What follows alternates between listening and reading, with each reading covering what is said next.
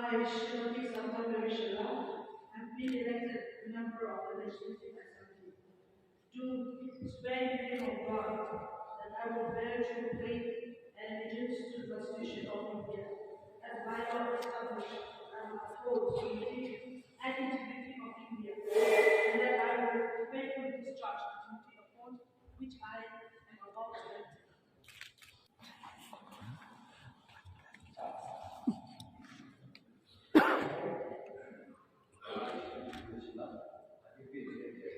Member of the Legislative Assembly, do swear in the name of God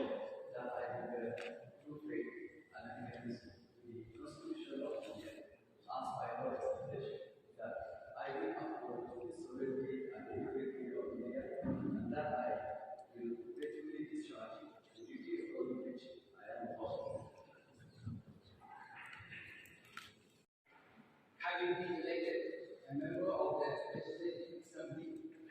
swear in the name of God that I will bear true faith and allegiance to the Constitution of India, as by law established, that I will uphold the sovereignty and integrity of India, and that I will faithfully discharge